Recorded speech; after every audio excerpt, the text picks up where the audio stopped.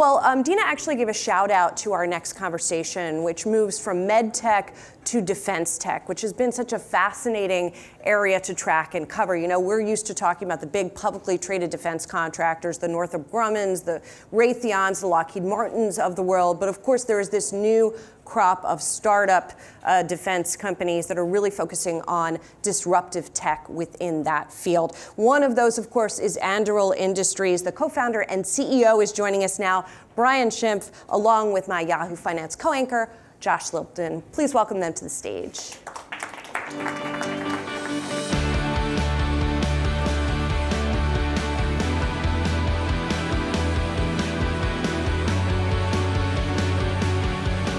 Brian, good to see you. Good to see you too, thanks. So maybe we could start with politics, Brian. So Donald Trump moving back into the White House, and I know a lot of people are trying to figure out what that is going to mean in terms of foreign policy. And I'm curious what you think it could mean in terms of how it could end up comparing and contrasting with Biden.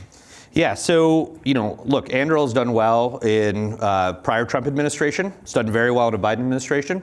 And I think will continue to do well in any future administration. I think the reality is we are probably in one of the biggest periods of geopolitical uncertainty and instability we've seen in our lifetimes. And the bizarre thing to me is we don't really talk about it that way, right? Like, when is a scenario that Houthi rebels have basically disabled shipping in the Red Sea? We're, in a hot conflict in the Middle East. And then obviously the Russia-Ukraine stuff continues. And there's escalating tensions in the South China Sea. Like we are engaged in an unstable world all around the globe right now. So I think for a Trump administration, the most important thing is to recognize the degree to which American leadership on this still really matters. Mm-hmm. And a lot of that is going to come from the fact that we have the strongest and best military, and that we need to take leadership. We are the only superpower that is actually about human rights, rule of law, and that is incredibly important stabilizing factor for the world. So I think if anything, the Trump administration has an amazing opportunity to reassert that leadership, to show our allies and partners we stand with them. They need to also stand with themselves. We need to support them. But it really is about how do we have the best, most superior military for all of our allies and for the United States. So if that's the case, let me ask you, Brian, let's say there's a new Secretary of Defense and he comes to you, and he or she actually might come to you, right? And they say, listen, how can we improve the Pentagon? How can we get smarter, more effective, more efficient? You say what to them? I think there's two big aspects to this. One is that, the Trump administration has focused on, talked about, and I think is correct, is really just streamlining the bureaucracy, right? There's just so many roles, so many things that make it hard to do what we really need to do as a country, to move out, to take risks, to actually just build the military we need to have. I think it can be wildly more efficient. And that's something that I think they can take a lot of leadership on. The second part is recognizing how are we going to build the military of the future? We are in a particularly precarious position. There's these war games that show what a conflict with China would look like. We run out of key munitions in like 8 days. Mm-hmm. Like this is a major problem. Ukraine has showed this. We cannot supply the munitions we need. We are struggling to produce at the volumes we need to. And on top of it, our allies are looking at this and saying, is America going to be there as sort of like the preeminent defense supplier of the world? That's a real question now. That wasn't a question 15, 20 years ago. But now I think it is showing that we have some serious weaknesses in our ability to produce. So what do we do about that, Brian? What's the answer to that? Our view is you are not going to get there with the same approach we've been taking, right? We've essentially isolated the military, kind of supply base from the commercial world. And we've created this like weird enclave that doesn't have to compete, doesn't have to be efficient because it exists in just this one special place. And everything about it, from the regulation, how fast they procure, how fast they update, how hard it is to sell into the Department of Defense, makes it so that we have this amazing commercial apparatus. We are still great at building cars, building all sorts of complex things, right? And we have an amazing supply base within the US. We have to tap into it. We have to tap into all those commercial suppliers. You look back at the Cold War, you had nearly every major corporation in America contributing to defense production. Like this was a national effort. Since then, it has really whittled down to a very few set of people engaged in this. So our approach to this has been, okay, how do we think about, uncrewed autonomous systems that can be made in a different way, manufactured in a different way, that can tap into this broader supply base. Really, like on the weapons front, how do we really tap into what's actually possible with the things that companies like Tesla have learned of how do you build at scale, build these complex things fast and cheap. Like that really does work. And so our belief is you can build a new class of systems, of weapons, and you can really make them smarter and more efficient with use of AI, with autonomy, and really tap into what America is great at in the corporate world. I'm also curious though, Brent, how do you think the relationship between the US government and kind of defense tech companies like Anduril can shift, evolve? And I say that because there was this really interesting exchange. Elon Musk responding to Palmer Luckey, founder of Anduril, and Musk saying, very important to open DoD/Intel to entrepreneurial companies like yours, referring to the Department of Defense and intelligence agencies. What is Musk getting at there? Open them up to the Andurils of the world. So the way that the DoD works is you go back to like the McNamara era, like back in the 70s, they put in place this basically like socialist planned economy structure, right? So this was kind of all the rage in like the 60s and 70s, this idea of the science of progress. And they believed they could map out technological progress over a decade, plan for it, stimulate it. And this might have made sense when the DoD was a huge percentage of the national R&D funding that was going into it. But that's no longer the case. But they still have the same system in place that is very much about how do I just plan it out 20 years. So, we were very successful this year. We were awarded this program on this Loyal Wingman, like an autonomous fighter jet program. Incredibly cool, really successful thing. Took us kind of 5 years of working with that office to make progress, to build the trust that we could do it, which I understand. But the reality is if we hadn't won, there's not really an opportunity to do this again for about 15 years. So why would I invest? Why would an entrepreneur show up and say, I can build something better? This is the same thing that occurs on nearly every ship, on every weapon, anything like that. These are multi-decade long commitments. So there's no opportunity to bring in the best technology. Our view of this is, let's do what literally every free market system has done. Let's just have the DoD be a better buyer. Buy the best tech. Show the entrepreneurs that if you build technology that actually works, that solves a real problem, we'll actually buy it. And you have a chance to actually succeed doing that at scale. So I think it's actually very simple. I think it's moved from this more planned 30 years, there's no chance to like update new technology, into this model of, hey, like let's every 5 years, let's just buy the best stuff. Like it actually would work really well. Do you see it actually, is that a shift you could see happening under a Trump-Vance administration? Absolutely. I think there's a ton of places this would really work. It's probably not going to work for aircraft carriers, and that's okay. But the future is not really going to be defined by a lot of these major legacy programs. You can look at what happened in Ukraine. With basically these cheap autonomous boats, the Ukrainians, having no navy, disabled and caused the entire Black Sea fleet to be irrelevant. Like they are hiding out at like faraway ports because they are so at risk from these cheap, low-cost capabilities. So the world has shifted. A lot of these like big kind of pinnacles and like these icons of defense, still relevant in certain cases, but it's not the thing that's going to define the future. So the future of warfare looks more like, Brian, relatively low-cost autonomous systems. It's drones, it's autonomous submarines, and your point being maybe not as much on these kind of relatively high-cost, low-quantity fighter jets, battleships. Is that the idea? That is our belief on this, which is like in warfare, you look at the Russians have probably sent what, like 10,000 munitions a year, not including all just the artillery. Like I think I saw a stat that it was something like 8,000 of the Iranian drones that they shot at the Ukrainians in the last 2 years. The volumes on these things are just massive, right? And then you have to defend against that. You have to be prepared for that. Just the sheer mass of what you need to put in battle to be effective at this point is huge. We can't afford to get there by doing it with $100 million airplanes. Like it is not going to work. Those are still great. They're incredible airplanes. Like I think we need them, but we have to complement this with just an insane quantity of systems, and it is only going to get there through these autonomous and uncrewed systems. That's the only way. So if that's the future of warfare, it doesn't sound like you think we're very well positioned for that. I think that America is incredibly well positioned because you have entrepreneurs like us, you have tons of defense tech startups, they're all hungry to do this, and the reality is these things can be done so much faster than anyone believes is possible, right? Like you look at what happened with SpaceX. They went from operating no satellites to being the largest satellite operator by a factor of what, like 1,000 in a year? right? Like these things move incredibly fast. So America has every advantage. We have every entrepreneurial talent. We have the industrial base. We can do this very, very quickly. If the DoD wants to do it, they could move out now. And so this is where I think like there's a mistake that sort of modernizing the military is this 20 or 30-year exercise. It is not. Right? Like this is a thing that can be done in single administration to completely change the game. Let's talk about the Anduril story a bit too, because not everybody in the audience and probably watching online is familiar with it. Talk about that story, because it's 2017, Palmer Luckey, group of young guys get together. They have a very different view of what a modern defense company can look like. And it's important for the audience to understand, Brian, you know, I was out in Bay Area in 2017. I mean, starting a defense company in 2017 was not a very popular idea in a lot of places. Yeah. Yeah. So, a group of us got together, and the belief was you play forward 20, 30 years. The future looks like these systems are more autonomous, more intelligent. There's, you know, thousands of sensors on the battlefield. Processing that information is incredibly hard. You just have this huge mass of systems that you got to solve for.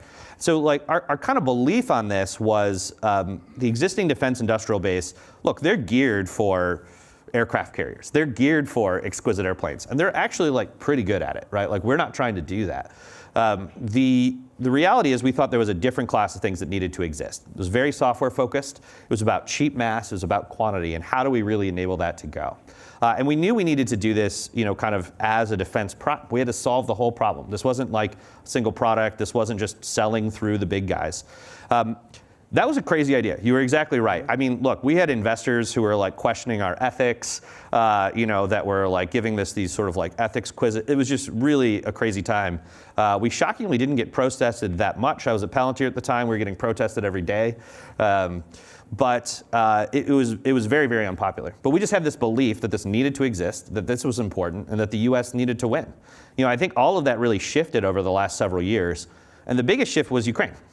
I think people, you know, prior to that, nobody really thought that this idea of state-on-state conflict was going to happen, right? Like it just seemed like warmongering, fear-mongering. That's not how the world works anymore. We're kind of post-war. And then they realized that there's still bad actors that will use force to exert their political ends if they can.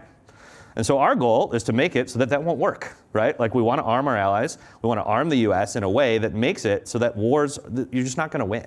So don't try it. So just spinning ahead now, only about 7 years, Brian.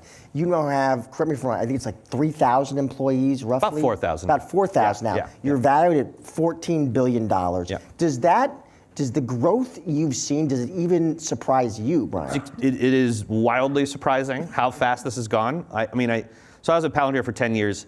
It took us years to break in to the DoD, right? Like it was like 5 years in before it started being taken seriously.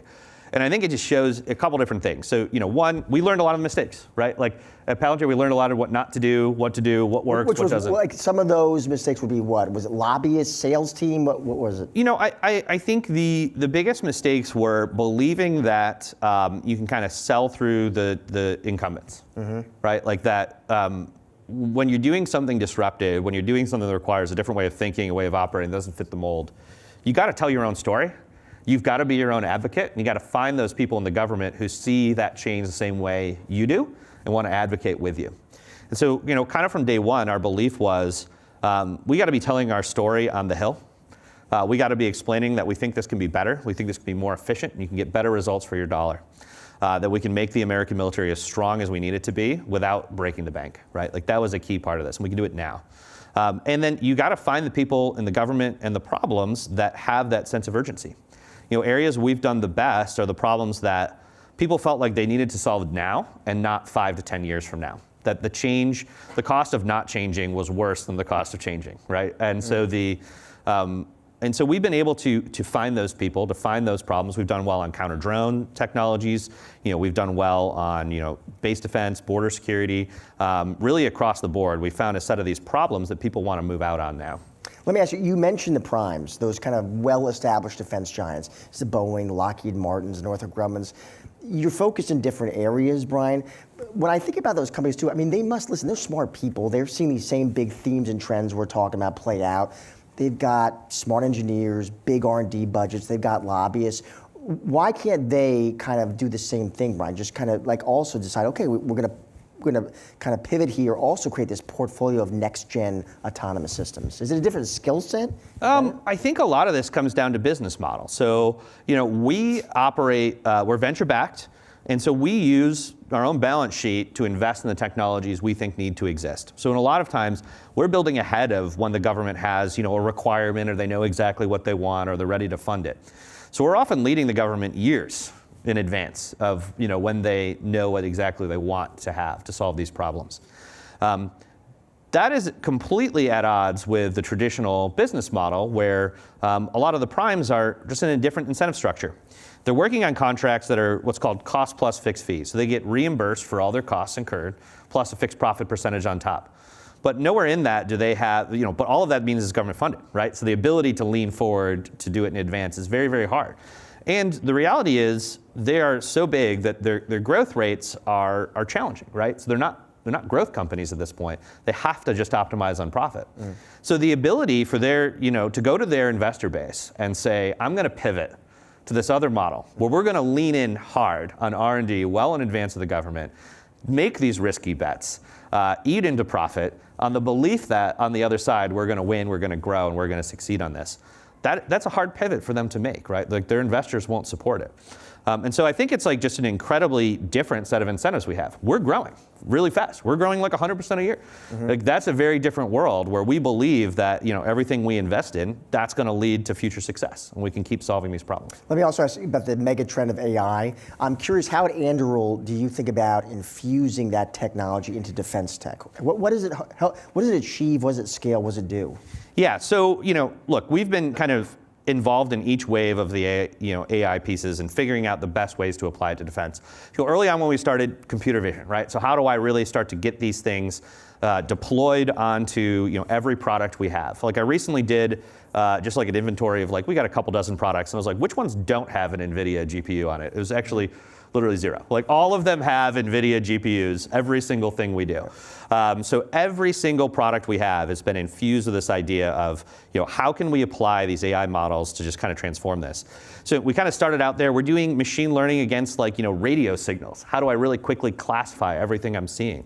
And then with this wave of, kind of the Gen AI stuff and all the LLMs, I think there is huge applicability, right? So the ability to comprehend vast amounts of information, to interpret that, to synthesize it, to interact with it in a much more human way, that is going to have massive benefits in the long run. Just the volume of information that the DoD has and being able to just supercharge every human to be able to access that information, that is going to be a massive unlock. So we're actively working with nearly all of the AI labs and trying to figure out how best can we pull them in to US government work? How can we adapt what they're doing to national security problems? And then probably just as importantly, how do we get the DoD to understand the potential impact and scale of this? And that's actually the hardest challenge, to be honest, which is, again, it's based on this idea that you kind of start these seedling things out, but you controlled it all the way through this tech progress. A totally exogenous shock, like what has happened, I remember using ChatGPT. It was like, dude, this is alien technology. It just felt like nothing anyone had ever seen. We've normalized it already, right? We're like, oh yeah, chatbots, that's easy. Right. But that felt like alien tech. That exogenous shock to the DoD and how do they deal with that? Man, that is not an easy thing to get a 3 million person bureaucracy around. And how do you start to absorb that? What does that imply for how you change your operations, the way you work, the way you think about this? So that is going to be the journey. It is, I think, going to be much more impactful, much more broad spectrum than they can possibly imagine right now. And the question I have, maybe this is less business, more ethical, but how critical is it to keep a human being in the loop as you deploy AI in the war zone? So this is where the US has to take leadership, right? And I think the US has to be the first adopter, and they have to be the best adopter of this, because we have to set the norms, we have to set the expectations, because the reality is the US wants a position of human accountability, right? And I think that is good. We do not want, computers making life and death decisions. But the reality is it's a much more kind of complex and gray area. So the way we approach this is we really try to break down what is that point of accountability we really want the humans to have? How can we really use AI to get rid of those mechanical, repetitive aspects, where humans get fatigued, they make mistakes, they're actually not as optimal in that case. But what we want them to do is use of force, right? Like, when is this justified? When does this make sense? When have we satisfied the rules of engagement? And the military has always had a very good system around this, right? Like, a commander is responsible for what happens when they fire a weapon, right? Like, at the end of it, doesn't matter if the weapon is, they are responsible for what happens when they fired a weapon. So we have torpedoes today. We have anti-radiation missiles that, you say, hey, in this box, if there's a thing that matches this signature, that's a legitimate military target, right? We've had those since the 70s. So the DoD actually has a framework around a lot of it. It's just then figuring out how this then best applies and how you can lever those humans to make those informed decisions and actually be more accountable because they have better information, because they can be more precise. And that's where I think the opportunity is. But the US has to set the norms on this. Like, China and Russia are not going to do this. Russia is down for, like, anything that moves behind the front lines. Are they, I meant to ask about that. Well, I guess two questions. One is the DoD, Brian, do they already set guidelines for you all about, hey, this is how you can infuse AI into the systems? Are those guidelines already in place? I would say the reality is, with a lot of these things, they've had guidelines for similar things for a very long time. Now it's just added the word AI to it, right? And it's like, I think fundamentally, the nature of warfare and accountability that we want to have in our system, that's a pretty well understood problem in a lot of cases. And they've done things on policy, different, kind of executive orders or directives on how to think about use of AI in military systems. But what it fundamentally boils down to is what I said, right? Which is like, we want to know these systems are predictable. We want to make sure the humans are still accountable. And we want to ensure that commanders can still know what's going to happen. You mentioned Russia. I mean, I would assume, of course, China, Russia, Iran, are they all also already infusing AI into their weapon systems? Absolutely. I mean, you're seeing this in Ukraine. The Russians have been experimenting with these lethal drones that they can send behind kind of Ukrainian lines, and then anything that matches a certain computer vision signature, they'll attack it, right? Like, that has been a thing that they have deployed, and so these things are already starting to move out, pretty effectively. And then Who does it better, Brian? Is it U.S. or adversaries? Look, the U.S. has a massive advantage because we have the best researchers, the best commercial sector, but we have a disadvantage compared to China, and I actually think this is a good thing, where we don't demand civil-military fusion. China demands that any technology in the civilian space will be applied to the military space. That is not a thing we do in the US. I actually think it's a good thing. People should have a choice of whether they work on military problems or not. But so I think the US still has the best tech. We still have the biggest advantage. We just have to be able to capitalize on it. And the DoD's role in that is just be the best buyer, just be the best adopter. They're not going to invent the best AI tech, and that's okay. But they have the best companies in the world working on this who want to work with the US military. And that is a good thing. We can lean into it. Final question, IPO, could that be a 2025 event for Anduril? Look, we're committed to an IPO at some point. We want to go public. But we're going to do it exactly when the timing is right. And we're getting prepared to do it, but we'll choose whenever we want to go out. All right, Brian, thank you so much for your time today. That was great. Awesome. Thank you. Thank you.